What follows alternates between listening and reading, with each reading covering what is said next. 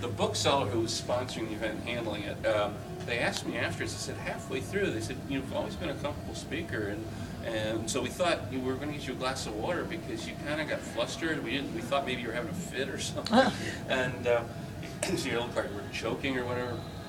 And then you recovered. But what happened in the middle of the event? What did happen was, if you're public speaking, now I was facing this way. Everybody's looking at me, hanging on my words, and I was the only person who could see this. And what happened was, the very last line of chairs in my audience was faced the other way because there was a bank of computers, and there were people there who weren't here for me. You know, they were on the computers, they're going along, and so I'm in the middle of this story that it's a long story I've told a bunch of times, and I just happened to kind of I wasn't even intending to look. I'm just kind of idly scanning, and I happened to catch the corner of my eye and this young guy on one of the computers, and I look at it. It's like this giant close-up. I mean, it's like porn. I mean, it's just, you know, it's in the middle of the story. I'm like, Jesus, you know, I don't coughing.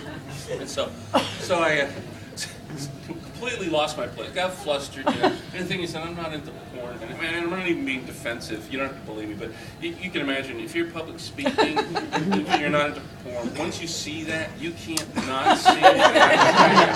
I'm trying to talk completely. I mean, I came back around finally, but everybody's like, what's going on with Tim? And so, anyway, fast forward 1 week.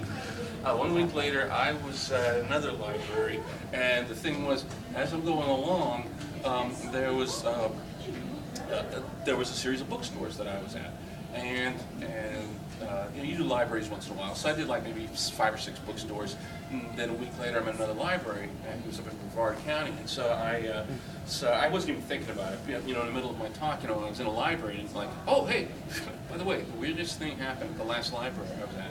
As I tell them the story, but part of it was because the librarians were standing there, and I said, you know, I wanted to know because one thing that surprised me is I thought you had special software that kind of firewalled that sort of thing off.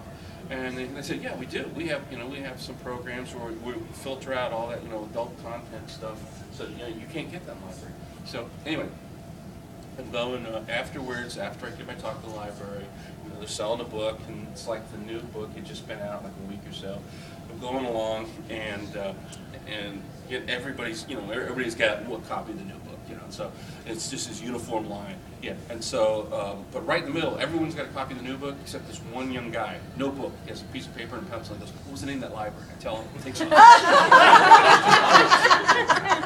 so, look, it's my audience.